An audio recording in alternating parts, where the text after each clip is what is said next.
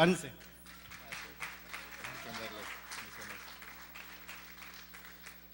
Muy buenos días.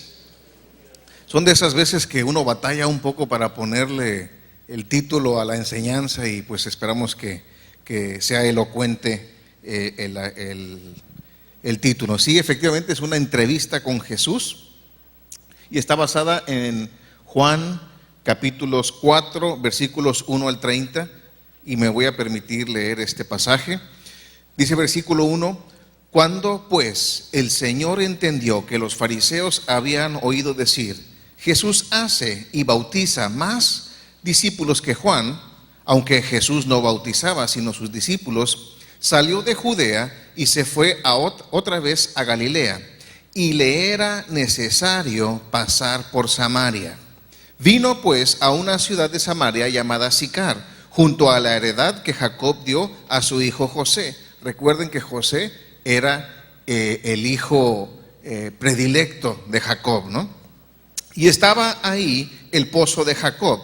Entonces Jesús, cansado del camino, se sentó así junto al pozo. Era como la hora sexta. Vino una mujer de Samaria a sacar agua, y Jesús le dijo: dame de beber, pues sus discípulos habían ido a la ciudad a comprar de comer. La mujer samaritana le dijo: ¿cómo tú, siendo judío, me pides a mí de beber, que soy mujer samaritana? Porque judíos y samaritanos no se tratan entre sí. Y un poco más adelante vamos a ver el por qué no se trataban los judíos y los samaritanos.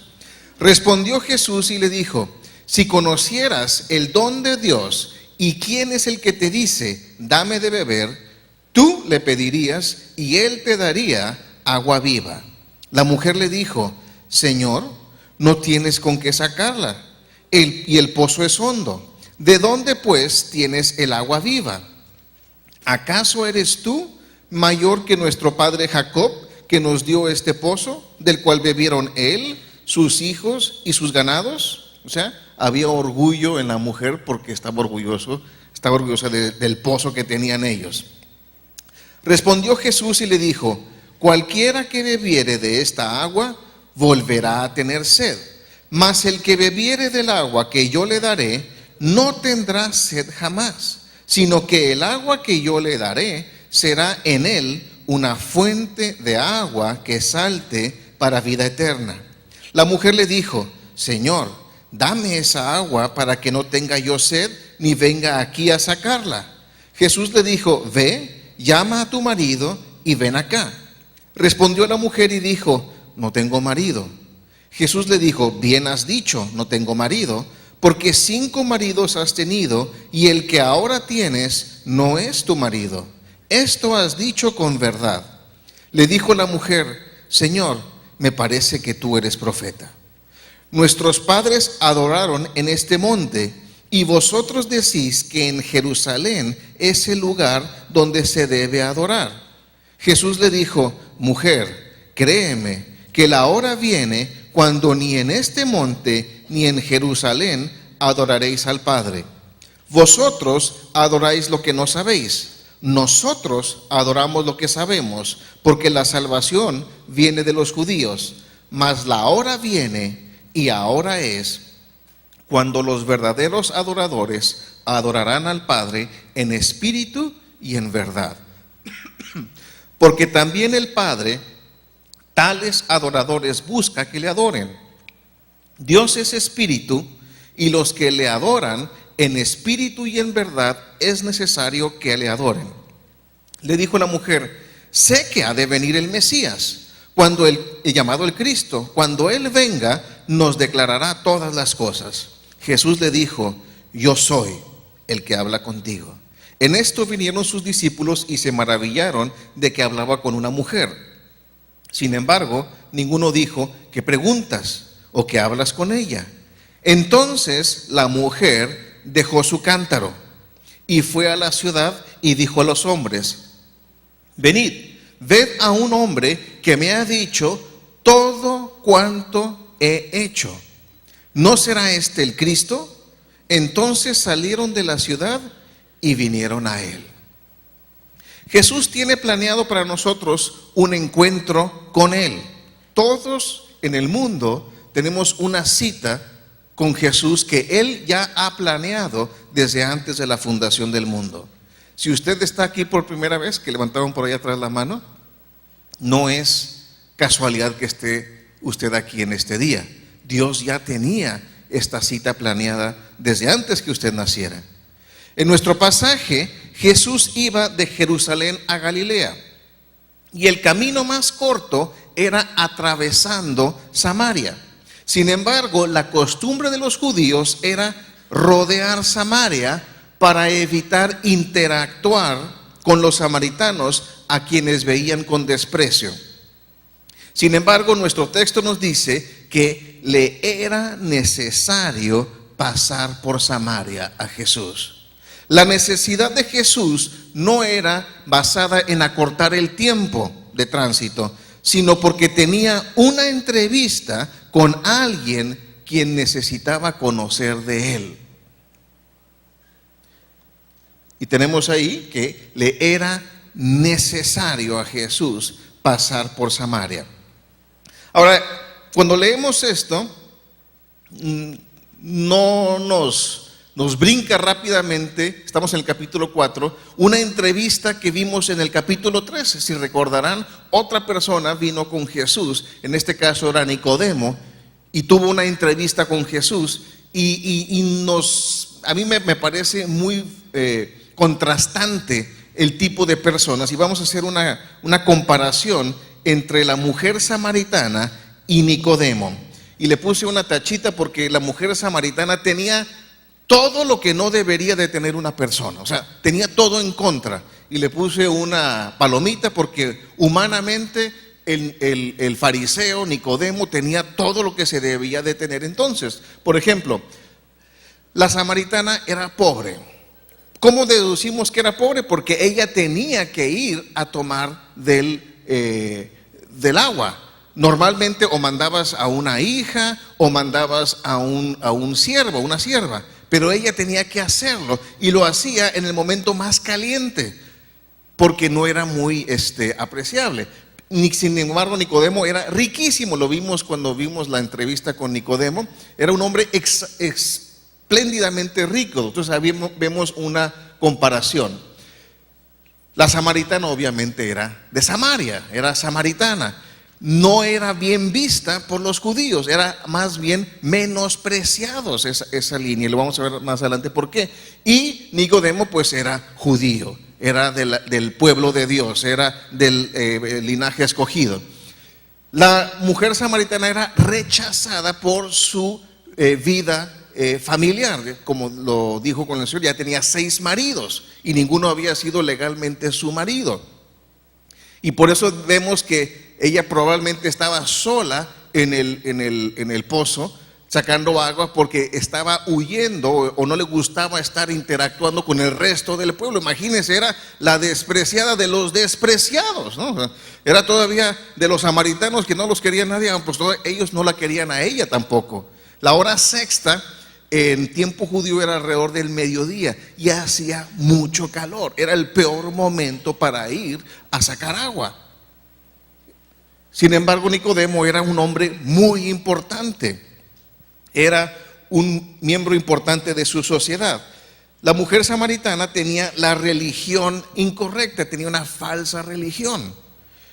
Y sin embargo, Nicodemo era fariseo. Dentro de lo que se ha habido, siempre hemos dicho, si ha habido alguna religión verdadera, fue la hebrea, la judaica, porque fue instituida por Dios. Y él era miembro importante de esa religión. Era mujer. La mujer samaritana, no sorprenda a nadie, no ponga cara de sorpresa, era mujer la mujer samaritana, cosa rara, ¿no? Pero aún en esas épocas era la mujer era muy tomada socialmente muy menospreciada. Entonces imagínense, era samaritana, era pobre, era mujer todavía, y obviamente Nicodemo era hombre. La samaritana confiaba en su religión. Lo único que tenía la samaritana era su religión, era el pozo ese, era lo que ella se podía enorgullecer. Y el fariseo también, Nicodemo, confiaba en su religión. Ahora, como vamos a ver más adelante, nada de esto importa. Podemos no tener absolutamente nada, o podemos humanamente tenerlo todo resuelto, pero nada de esto importa para el Señor. No impresionamos a Dios con todo lo que tengamos o lo poco que tengamos. No importa cuán baja sea nuestra condición social o cuán alta sea. No importa eso delante de Dios. Ahora, para poder entender la situación y que los mismos discípulos de Jesús se maravillaron de que estaba hablando con una mujer samaritana, vamos a ver el marco histórico de la relación entre judíos y samaritanos.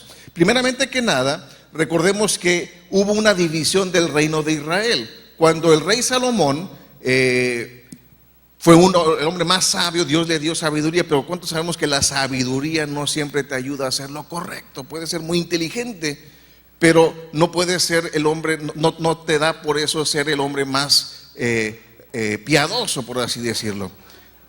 Salomón tuvo mucha sabiduría, mas sin embargo eso no lo previno de irse tras ídolos. Y Dios le dijo a Salomón: por cuanto tu corazón ha hecho lo que no ha sido delante de mí correcto, voy a dividir tu reino, mas no lo voy a hacer en tu tiempo, por amor no a ti, sino a tu padre David. Lo voy a hacer en tu hijo Roboam. Y por ahí vemos en 1 de Reyes 11 cómo Dios levanta a Jeroboam, que iba caminando, que era un efrata, que no era gran cosa, pero llega un profeta y con un manto lo divide, un manto nuevo. Acuérdense que el manto también es nuevo, era el reino de Israel, que era nuevo, apenas era en su tercer rey, y lo divide en 12 pedazos y le da 10 pedazos a Jeroboam y le dice: tú vas a ser rey de 10 de las tribus y otras 2 van a ser para Roboam. Y ahí es donde se divide el reino de Israel en las tribus del norte, en las 10 tribus del norte, que se llamó después Israel, y las 2 tribus del sur, que se llamaba Judá, que estaba Benjamín y Judá. De ahí viene la palabra judío, Judá, judío. Antes de la división eran hebreos.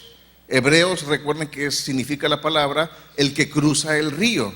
Las 12 tribus habían cruzado el río, pero después de Salomón se divide el reino. Entonces, Samaria queda en Israel, queda en las 10 tribus del norte.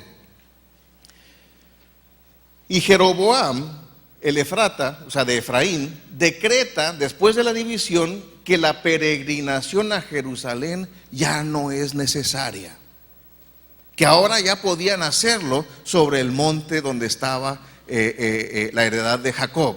Ahí es donde la mujer samaritana dice: ustedes dicen que es en Jerusalén y nuestros padres dicen que es aquí en Samaria. De ahí viene. Es importante ver de dónde vienen las cosas para poder entender. Y ahí fue, ahora sí, como decimos por aquí, Jeroboam se lo sacó de la manga, porque se había peleado con Roboam. Dijo: pues ahora no vamos a ir para allá, no nos vamos a mezclar. Y ahí seguían siendo completamente hebreos, los 10 tribus del norte.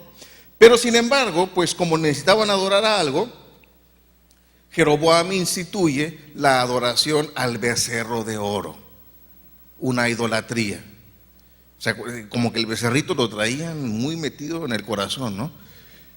Y dice: pues ya no vamos a ir al templo que está con Judá, ahora nosotros mismos vamos a instaurar nuestra propia religión.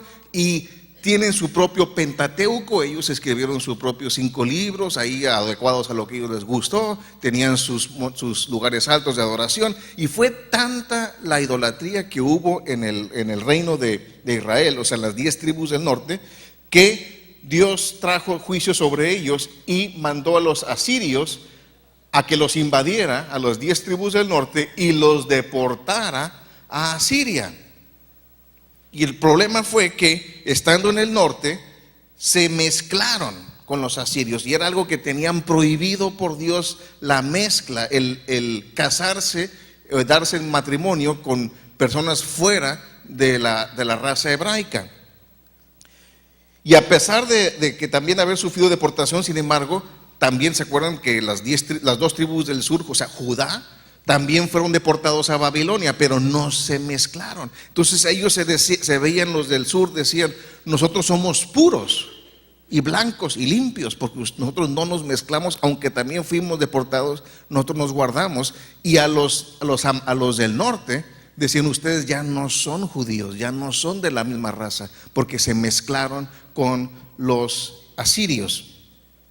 Y las 10 tribus regresan a Israel, pero con un sincretismo pagano, o sea, judío pagano. Ya estaban mal cuando se fueron, regresaron todavía peor. Entonces, Samaria era la capital de Israel, de las 10 tribus del norte. Y ahí es donde estaba el epicentro de toda esta situación. Entonces podemos entender cuál era la condición de la mujer samaritana. Todo el problema, todo el embrollo religioso que traía en su corazón y en su cabeza, más el embrollo social, más el embrollo económico. Y sin embargo, Jesús toma el camino menos caminado para poder ir y tener esa entrevista con ella. Ahora podemos ver en los capítulos 10 al 15 de lo que acabamos de leer, una ignorancia espiritual. La mujer samaritana tenía centrada su religiosidad en el pozo que su nación había heredado del patriarca Jacob. O sea, habían hecho un ídolo de un pozo de agua.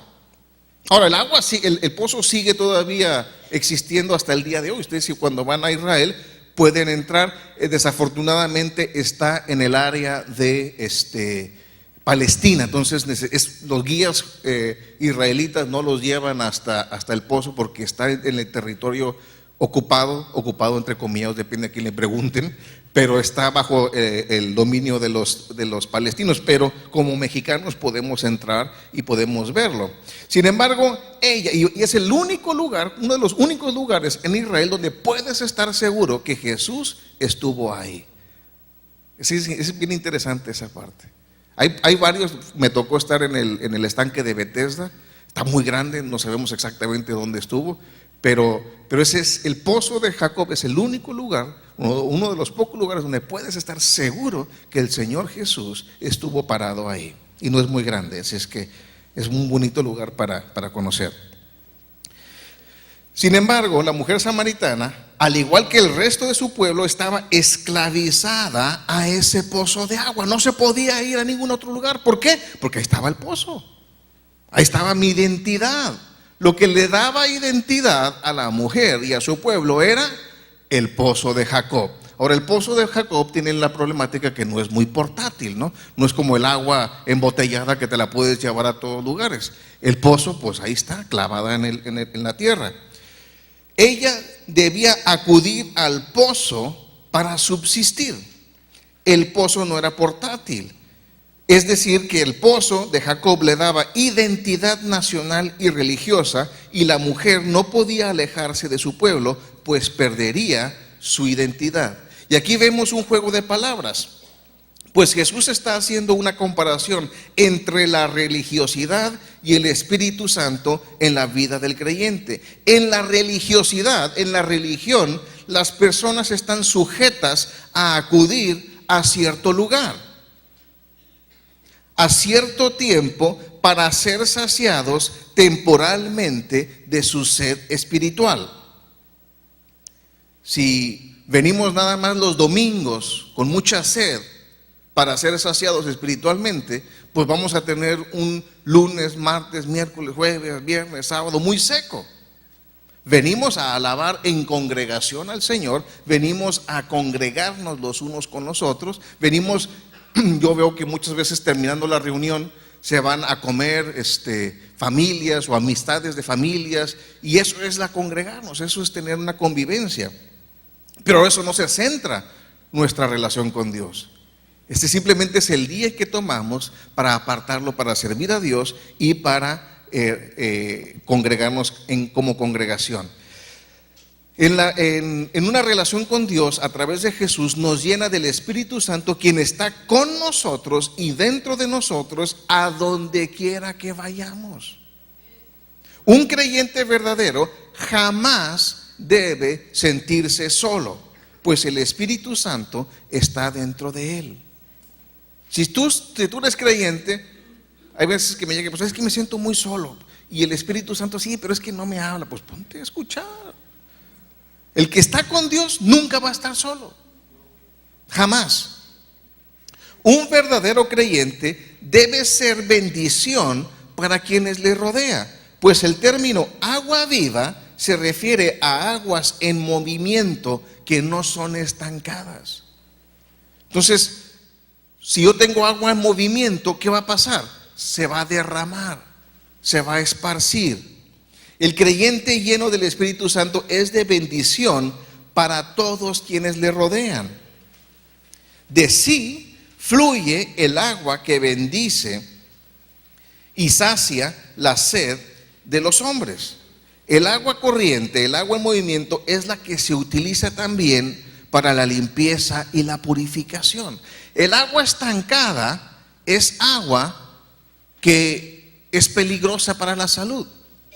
Si ustedes van por el desierto algún día, que anden perdidos por el desierto y ven agua estancada, es peligrosa el agua estancada, porque ahí es donde se ponen las bacterias, todo lo que nos puede hacer daño. El agua en movimiento es la que se oxigena, es la que es limpia, es la que es más potable, por así decirlo, que la que está estancada. Y muchos creyentes están estancados también dentro de sí. El agua viva también nos habla acerca de una relación con Dios que se renueva y crece continuamente. Hay creyentes que se estancan en el pasado, como la samaritana, que su orgullo estaba en la herencia que había recibido del patriarca Jacob. Eso es lo que había sucedido. Eso se jactaba de que había recibido una herencia, y ni siquiera directamente, sino a su pueblo en general, del patriarca Jacob, lo cual era bueno. Pero si no había sucedido nada nuevo en los últimos 3000 años, como que hay que revisar nuestra relación con Dios, ¿no? Si cuando conociste a Dios pasaban cosas maravillosas y tú estabas entregado a Dios, y después de un tiempo se ha estancado nuestra relación, hay que considerar por qué y ver qué es lo que podemos hacer para que se renueve. Nosotros podríamos estar haber pasado un buen tiempo, pero lo que fue bueno, sin embargo, Dios tiene cosas nuevas para nosotros cada día. En Lamentaciones 3:21, 23 dice: esto ¿qué dice? Recapacitaré en mi corazón. O sea, esto voy a pensar en mi corazón. Por lo tanto, esperaré. Por la misericordia de Dios no hemos sido consumidos. ¿Por qué? Porque nunca decayeron sus misericordias. Nuevas son cada mañana, y grande es su fidelidad. Entonces, todos los días Dios tiene algo nuevo para nosotros. Cae en nosotros el buscarlo. Si dices, oye, es que ya dentro de venir los domingos, ya como que se hace aburrido, es que no estás buscándolo bien. Ahora vamos a ver un problema de adoración, en espíritu y en verdad, en los versículos 16 al 24. Y esta frase, los verdaderos adoradores adorarán al Padre en espíritu y en verdad, porque también el Padre tales adoradores busca que le adoren. Esta frase ha tenido muchas interpretaciones. Sin embargo, para poder entender correctamente el significado, debemos analizar el contexto. La mujer, al entender que estaba hablando con alguien espiritual, con una persona de autoridad espiritual como es Jesús, se centró su argumento en la gran división que había entre los judíos y los samaritanos. ¿Y cuál era la gran división? ¿Dónde se debería de adorar?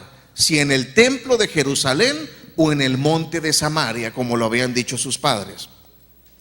Y aquí podemos ver una genuina preocupación de la samaritana por tener una correcta adoración, que dicho sea de paso, deberíamos entender lo que significa adoración.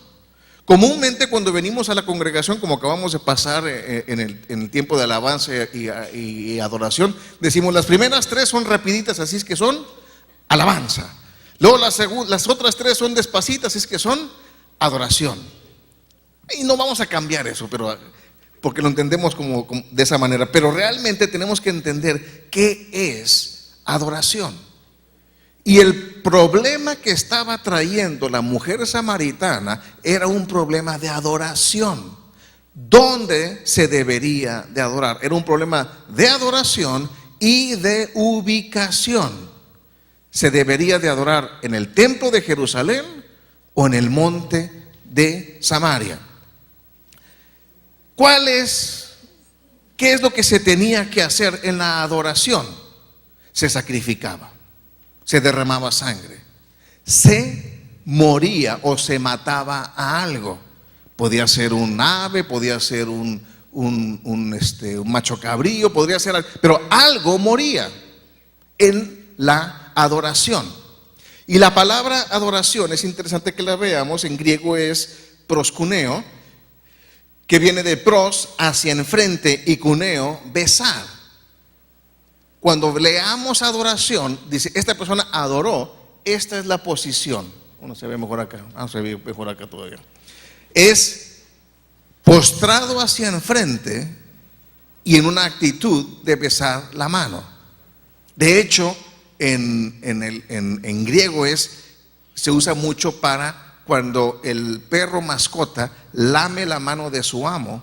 Esa es la palabra proskuneo, cuneo. Entonces, ¿cuál es la posición? Postrado en una actitud de reverencia. Ahora, esta fotografía, como algunos puedan ver, es un hombre que está postrado, pero está un poco medio artística la fotografía. Y yo podría decir que la saqué de un lugar donde es un actor o es alguien que está posando para la fotografía. Y desafortunadamente muchas personas también posan para la fotografía en la adoración. No tiene nada de malo estar de rodillas, pero esto debe de ser un reflejo de lo que hay en nuestro corazón. La adoración empieza en nuestro corazón. Por eso dice, en espíritu y en verdad. La adoración tiene que empezar en nuestro corazón. Que nuestro corazón esté postrado delante de Dios. Yo sé que no sucede en esta congregación, ni mucho menos en esta reunión. Pero hay personas que les gusta postrarse para la foto. Les gusta que la gente los vea. Mira qué espiritual está tirado en el piso, en la adoración. No tiene absolutamente nada de malo hacerlo, si es un reflejo de lo que ya está sucediendo dentro de su corazón. Pero si esa persona se para y va y patea al perro y le grita a la mujer y regaña mal a los hijos y va y roba, entonces ¿hay una postración real o es física nada más? Sería física nada más, porque dice que debe ser en espíritu y en verdad. Vamos a ver un par de ejemplos. En Apocalipsis 4, versículos 10 al 11 dice, los 24 ancianos, ¿cómo se pusieron? Se postran delante del que está sentado en el trono. ¿Y qué? Y adoran. Y fíjense qué interesante la adoración. Al que vive por los siglos de los siglos. ¿Y qué hacen? Echan sus coronas. Cuando nosotros estamos postrados en nuestro corazón, en nuestro espíritu delante de Dios, estamos echando todo lo bueno que hay de nosotros, se lo ponemos a los pies del Señor. Y decimos, nada tengo bueno en mí si no es por ti, Señor. Eso es la adoración. De muchas dicen, que soy bien humilde porque no tengo un quinto, porque no, eso no es ser humilde, eso es ser pobre nada más. Ser humilde es decir, Dios, si hay algo bueno, que no es mucho, pero si hay algo bueno en mí, es gracias a ti. Y nada más, porque por mí yo sería el hombre más cruel, más terrible del mundo, pero tú haces la diferencia en mí. Si yo puedo tener un techo sobre mi casa, si yo puedo tener un trabajo, si yo puedo proveer a mi familia, no es por mí, sino es por ti, Señor. Ese es un corazón que está postrado, diciendo, ¿cómo dice? Señor, Señor. El que es Señor es el que manda, ¿verdad? Entonces los ancianos están diciendo: Señor, tú mandas en mi vida. Digno eres de recibir ¿qué? La gloria y la honra y el poder, porque tú creaste todas las cosas y por tu voluntad existen y fueron creadas. Nuestra oración, nuestras oraciones deben de incluir: tú, Señor, debes de recibir toda la gloria que mi vida pueda proveer, es para ti, Señor. Si me dicen en mi trabajo: qué bien hiciste tú, gloria sea a ti, Señor. Si mi esposa me dice: ay, cuánto te quiero, no es por ti, es porque el Señor te hizo amable. Toda la gloria, todo el honor y todo el poder sea al Señor. Ahora vamos a ver el lado negativo, que sigue siendo adoración. En Mateo 4, 8, 10 tenemos registrado esto. Dice: otra vez le llevó el diablo al Señor Jesús a un monte muy alto y le mostró todos los reinos del mundo y la gloria de ellos. Y le dijo: todo esto te daré, ¿si qué? Si postrado me adorares. Satanás quería la adoración, pero no como la de nosotros, así: ay, Señor, qué bonito ver. No, postrado, adorando. Porque en el mundo espiritual, lo físico viene después de lo espiritual. Lo que sucede primeramente en mi espíritu debe de reflejarse en lo material. Entonces Jesús le dijo: vete, Satanás, porque escrito está: al Señor tu Dios adorarás postrado. Ahora, yo no quiero que salgan de aquí y digan: es que Hugo dijo que nos teníamos que tirar al suelo cada vez que... No. Lo pueden hacer, pero tiene que ser un reflejo. Primeramente en nuestro corazón debemos de estar postrados. Cuando estamos postrados, estamos sometiéndonos a la voluntad de Dios. Y no es nada más durante las 3 canciones del final del servicio, sino es las 24 horas del día. Estar postrados delante del Señor, en nuestro espíritu, en nuestro corazón y en nuestras vidas.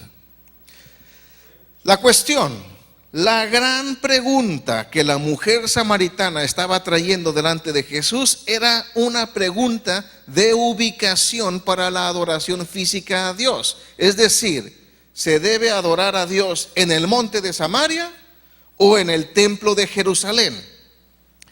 Jesús le contesta que no es en Samaria. Y es bien importante, estuve a punto de pasarme esto, pero es bien importante recalcarlo, que Jesús le dijo que no era en Samaria donde Dios mandó que se le adorara. Que lo que hizo Jeroboam cientos de años antes estuvo mal. Por necedad y por capricho y por orgullo espiritual dijo: ya no vamos a hacer lo que Dios dijo que hiciéramos, ahora vamos a hacer lo que se nos pegue la gana.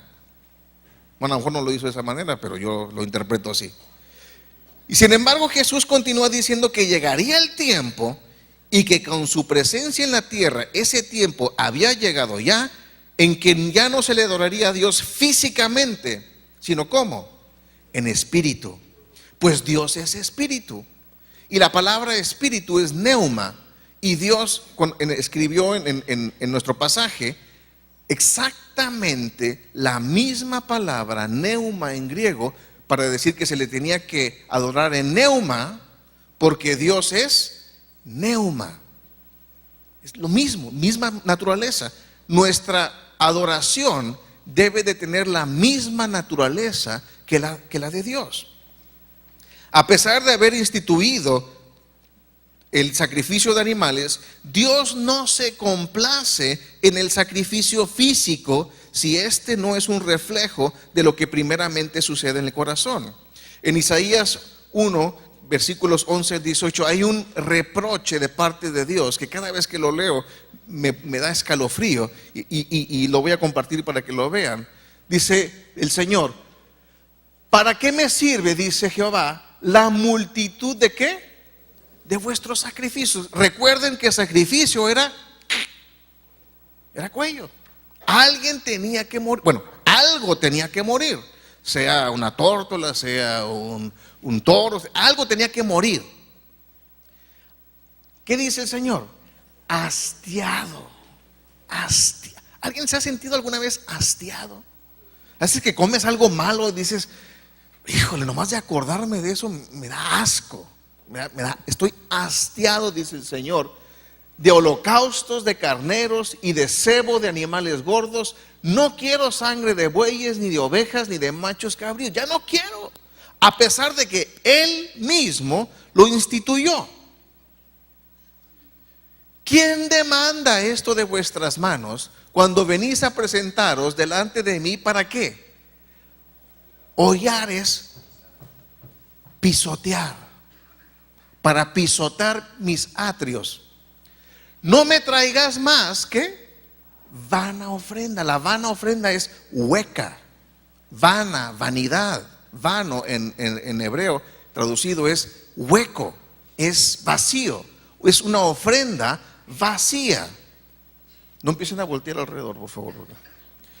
El incienso, que es representación de la oración, dice, me es abominación. Luna nueva y día de reposo, el convocar asambleas, no lo puedo sufrir, ya no lo soporto. Son iniquidad vuestras fiestas solemnes. ¿Qué puso a Dios en este estado? Dice, vuestras lunas nuevas y vuestras fiestas solemnes las tiene aborrecidas mi alma, me son gravosas, cansado estoy de soportarlas. Imagínate que Dios te dijera eso así.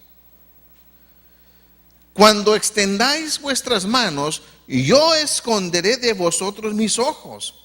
Asimismo, cuando multipliquéis la oración, yo no oiré. ¿Con quién estaba hablando el Señor? ¿Con los babilónicos? ¿Con los egipcios? ¿Con quién? Con su pueblo. Con su pueblo.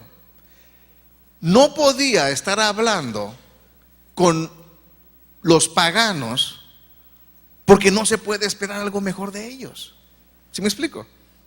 Estaba hablando con sus hijos. Todo esto lo instituyó.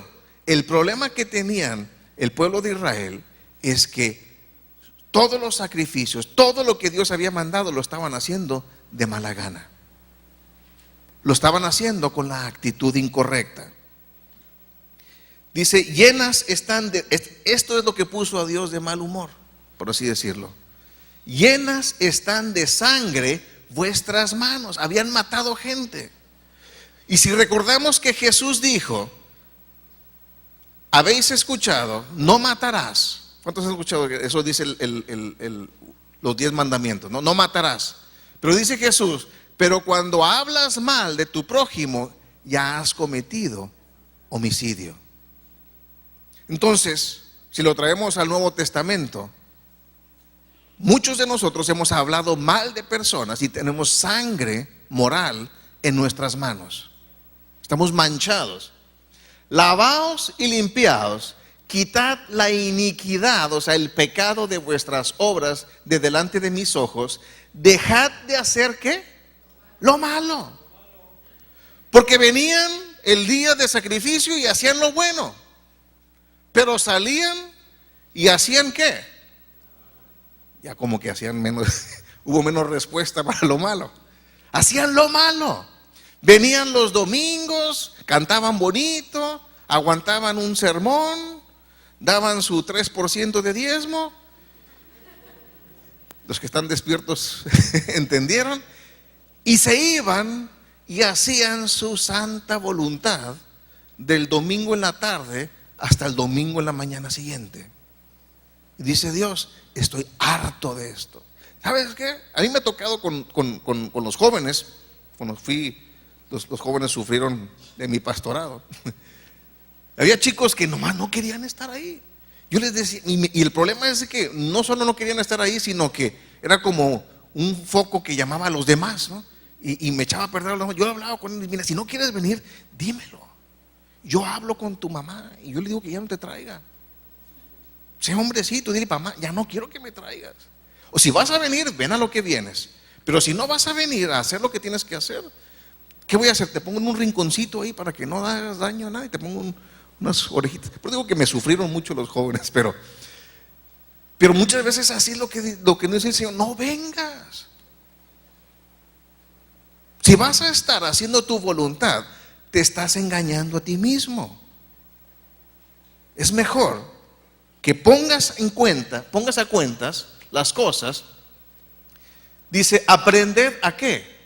A hacer el bien. Aprende a hacer el bien, busca el juicio, restituid al agraviado, haced justicia al huérfano, amparad a la viuda. O sea, Israel tenía una religiosidad, y la religiosidad realmente es una fachada nada más. Una fachada que nos muestra algo bonito, como le dijo Jesús a los fariseos: son como sepulcros blanqueados, relucientes por fuera, pero podridos por dentro. Y la religiosidad, eso es, una fachada bonita por fuera, pero muerte y podredumbre por dentro. Si ustedes hacen esto, dice el Señor, dice: venid luego, dice Jehová, y estemos a cuenta.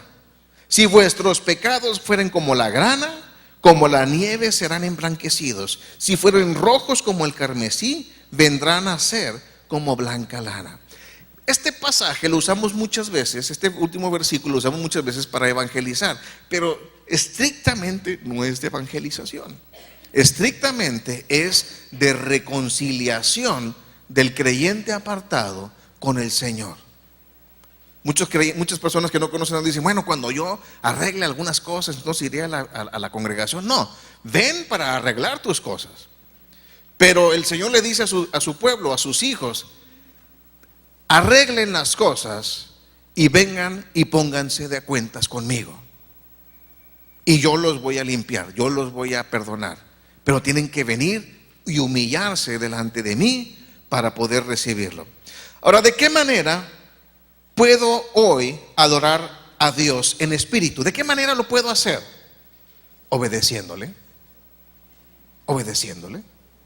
Porque mucha gente dice: es que adorarle es cantar en lenguas, adorarle es profetizar. Eso es bueno, pero mucha gente habla en lenguas y va y habla otras lenguas que no son angelicales ni mucho. Se abre una cloaca espiritual allá afuera. Es obedeciéndole. Mis deseos, mis planes, mi voluntad deben estar supeditadas a la voluntad de Dios. ¿Qué significa eso? Que no importo yo, lo que importa es lo que Dios quiere. Si físicamente me postro delante de Dios, pero en mi corazón estoy resuelto a hacer mi propia voluntad, mi sacrificio físico no sirve para nada. Puedo asistir a una congregación cada domingo, pero si entro por esas puertas determinado a hacer mi voluntad, a ser el Dios de mi vida, y al terminar la reunión continúo con la misma determinación, la hora y media que invertí en congregarme de nada me sirvió. No porque haya habido una mala predicación, sino porque mi propia testarudez espiritual. Porque estoy empecinado en hacer mi propia voluntad. Y la segunda parte de la respuesta de Jesús fue: y verdad, en espíritu y verdad. Y la verdad se refiere a la palabra de Dios. Es decir, mi adoración no debe ser sujeta a mi forma de pensar, a mis gustos, a mis valores, ni a mis vicios. Nuestra adoración debe estar sujeta a la palabra de Dios. En Oseas 6:6 dice: porque misericordia quiero y no sacrificio, y conocimiento de Dios más que holocaustos. ¿Cómo podemos conocer a Dios? A través de su palabra. Leer su palabra, estudiar su palabra, obedecer su palabra. La ignorancia no nos da inocencia. Dice: es que yo nunca leí la Biblia, es que yo nada que ver conmigo, ¿no? Ni me enteré. La ignorancia no nos da inocencia. Dios, por medio del profeta Samuel, había mandado a Saúl, rey de Israel, a destruir todo un pueblo porque había hecho cosas malvadas este pueblo de Amalek. Y le dijo, vas a ir y vas a destruir todo. Ahora, déjenme les pregunto, ¿cuánto es todo? Ustedes sí lo entienden, mire, el rey Saúl no lo entendió. Todo lo vas a matar, todo ser viviente lo vas a matar. Alejandro lo entiende perfectamente bien. Es todo te lo vas a echar. Todo, ¿por qué? Porque es vil y despreciable delante de Dios. Y Saúl fue y atacó, pero cuando iba llegando el profeta Samuel, escuchó ruidos que no pertenecían a un campo de batalla. Bramidos de animales, lloriqueo de mujeres. Y pues, ¿qué es esto? Vamos a leer que dice, y dijo Samuel, se complace el Señor tanto en los holocaustos, porque Saúl dijo, guardamos lo mejor, porque eso se lo vamos a sacrificar a Dios, ¿no? Esto es bueno, esto se lo vamos, estas no estaban tan feas, estas se lo vamos a guardar para nosotros, pero estas ovejitas, esto todo es para sacrificio del Señor, y este oro pues también, mitad para él y mitad para nosotros. Entonces, dice, se complace el Señor tanto en los holocaustos y víctimas como ¿qué? Como que se obedezca a las palabras del Señor. Dios cree, si tú crees que venir y dar el 20%, el 100% de ofrenda va a complacer a Dios más que le obedezcas, estamos en una equivocación. Dios quiere que le obedezcamos. Ciertamente el obedecer es mejor que los sacrificios, y el prestar atención que la grosura de los carneros. Y el prestar atención es vive consciente de que Dios te está viendo. Vive consciente de que tu vida está delante de Dios continuamente. Porque como pecado de adivinación, ¿cuántos saben que la adivinación es malo? ¿Cuántos saben que ir a que te lean las cartas es pésimo? Pues fíjense lo que dice. Porque el pecado de adivinación, porque como pecado de adivinación es la rebelión. O sea, si tú estás en que voy a hacer mi santísima voluntad, a pesar de lo que diga la Biblia, es igual que ir a que te lean las cartas. Es igual que ir y leer el horóscopo todos los días. Choc. Y como ídolos e idolatría, la obstinación. Por cuanto tú desechaste, ¿a qué? A la palabra de Dios. Por cuanto tú desechaste la palabra de Dios, Él también te ha desechado para que no seas rey. Si tú no estás leyendo tu Biblia, si tú no estás obedeciendo tu Biblia, si tú no estás metido en la palabra de Dios, ¿qué estás haciendo? Desechando la Biblia. Hazlo bajo tu propio riesgo. Entonces Saúl dijo a Samuel, oh, yo he pecado, pues he quebrantado el mandamiento de Jehová y tus palabras, porque temí ¿a quién? ¿A Dios? Ese es el grave problema que tenemos muchas veces. Tememos más al hombre que a Dios. Tememos más al qué dirán que a lo que dirá Dios. Y consentí a la voz de ellos. Perdona pues ahora mi pecado y vuelve conmigo para que adore al Señor. O sea, ya lo confesé. Y Samuel respondió a Saúl, no volveré contigo porque desechaste la palabra de Jehová y Jehová te ha desechado para que no seas rey sobre Israel. Y más adelante leemos que el Espíritu Santo abandonó a Saúl. Un error muy común entre los creyentes es confiar en nuestras propias capacidades o en nuestros recursos, y eso no es sabio. En Proverbios 3:7 dice, no seas sabio en tu propia opinión, teme a Jehová y apártate del mal. No, yo sí lo controlo esto yo puedo con esto. Sí, es lo que Satanás te está diciendo al oído. Tú puedes, tú aguanta, tú róbate poquito, al rato lo regresas. Proverbios 3:5, fíate de Jehová de todo tu corazón y no te apoyes en tu propia prudencia. No te apoyes en tu propia prudencia. No pienses que tú sabes más que Dios. Si Dios dice, no te pongas en yugo desigual No andes con novio o con novia que no sea creyente. No, yo sí la voy a evangelizar, yo sí lo voy a hacer que... Sí.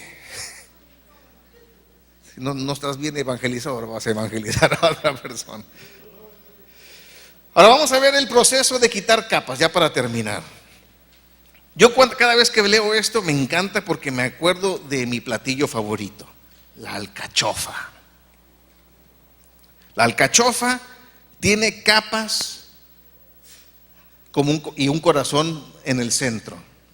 Mi suegra hace unas alcachofas increíbles con un dip bueno, no le voy a decir nada, pero tiene capas y tiene un corazón. Ahora, el problema es que para poderle arrancarla, así como está crudo, es muy difícil. Tienes que arrancarle una de las hojas y lo muerdes y le sacas la carnita, que si se le puede llamar así carnita, a la alcachofa, y sabe riquísimo con el dip que hace mi suegra, es increíble. Pero si no está cocida, ahí te vas a quedar ahí masticándole porque no le vas a sacar nada, está fibroso. Para que pueda ser comestible, ¿qué tiene que hacerle? Cocerlo, hervirlo, aplicarle calor para que se ponga suavecito. Los más despiertos saben a lo que me refiero. Para que nuestras capas se caigan, hay veces que Dios tiene que aplicarle calor a nuestras vidas, para que se nos vayan cayendo todas esas fachadas de religiosidad, de estudios, de lo otro que nos guardan y que se interponen entre nuestro corazón y el corazón de Dios. Y es interesante comparar las dos entrevistas que tenemos registradas de Nicodemo y de la mujer samaritana. Jesús los llevó exactamente al mismo lugar. A Nicodemo le dijo: serás muy rico, serás muy famoso, serás muy poderoso, serás muy lo que tú quieras, pero te tienes que hacer como un niño, como un bebé. Un bebé, ¿qué estudios tiene? ¿Qué conciencia tiene de sí mismo? Completamente está dependiendo de alguien más. Y nosotros también debemos de depender de Dios. Y a la mujer Nicodema le dice: no tienes nada y lo poco que tienes es este pozo, pues también te lo quito. No sirve este pozo para nada. Y Dios a nosotros nos está tratando. Todo lo que tú tienes o lo que no piensas tener no me sirve de nada si se interpone entre tú y yo. En Apocalipsis 3:17 dice: porque tú dices que yo soy rico y me he enriquecido y de ninguna cosa tengo necesidad, y no sabes, no te has dado cuenta que tú eres un desventurado, miserable, pobre, ciego y desnudo. Si yo confío en el dinero, soy esto. Si yo confío en el Señor, lo tengo todo. Ahora, el problema es que no entendemos lo que es ser pobre. En Mateo 5:3 tenemos registrado: bienaventurados los pobres de chequera, los pobres económicos, los pobres de espíritu, en espíritu, porque de ellos es el reino de los cielos. Y el pobre en espíritu es el que dice: Dios, yo no tengo nada que te pueda agradar, solamente tú lo puedes hacer. Tenemos registrado en Mateo 8, un pasaje donde dice: entrando Jesús en Capernaum, vino a él un centurión. ¿Quién era? Un miembro del ejército más poderoso del mundo, que tenía a su cargo a 100 soldados mortíferos pues mejor. Y él viene delante de un carpintero judío y le dice: Señor, ¿cómo llega? Exigiendo, rogándole y diciendo: ¿qué? Señor. Imagínate que un marín invade Irak y le dice al carpintero: oye, Señor, te ruego que me ayudes. Mi criado está postrado en casa, paralítico, gravemente atormentado. Y Jesús le dijo: yo iré y le sanaré. Respondió el centurión y dijo: Señor, no soy digno. ¿Vemos la pobreza espiritual? Que es pobre en espíritu. no soy digno de que entres bajo mi techo, solamente di la palabra y mi criado sanará, porque también yo soy hombre bajo autoridad y tengo bajo mis órdenes soldados, y digo a este ve y va, y al otro ven y viene, y a mi siervo haz esto y lo hace. Y el pasaje más impactante para mí de la Biblia, al oírlo Jesús se maravilló. Se maravilló. ¿Cuántos quisiéramos maravillar a Jesús con nuestras acciones? Y dijo a los que le seguían: de cierto os digo que ni aún en Israel he hallado tanta fe. ¿Y cuál fue la fe? Reconocer quién es Él y reconocer quién soy yo. Él es Dios y yo no. Eso es el principio de la fe. Como conclusiones, Dios busca de nosotros una adoración genuina, un corazón sometido a Él, hombres y mujeres dispuestos a poner los planes de Dios por encima de sus planes personales. Sin importar cuán mucho o cuán poco tengamos, Dios busca que reconozcamos nuestra dependencia total y absoluta en Él. En Juan 15:5 dice el Señor: yo soy la vid, vosotros los pámpanos, el que permanece en mí y yo en él, este lleva mucho fruto. ¿Por qué? Porque separados de mí, nada, ¿cuánto es nada? Nada podéis hacer. Vamos a orar. Padre Santo, Señor, te damos gracias por tu palabra, Señor, porque es verdad, Señor, porque en este mundo de mentira es la única verdad absoluta y eterna, Señor. Te pedimos que tu Espíritu Santo toque nuestros corazones para que tengamos una verdadera y genuina adoración, Señor. Que todos los días, Señor, y en todo momento te reconozcamos en nuestros caminos, Señor. Que nos alejemos del pecado, Señor. Que te podamos adorar en obediencia, Señor. Que tu palabra sea nuestro alimento. Que no podamos vivir, Señor, sin alimentarnos a diario de tu palabra, Padre. Y que cada día podamos crecer en nuestro conocimiento de ti, Señor. Basado, Señor, en una relación íntima y personal contigo, Señor. Gracias te damos, Padre, en el nombre de Jesús.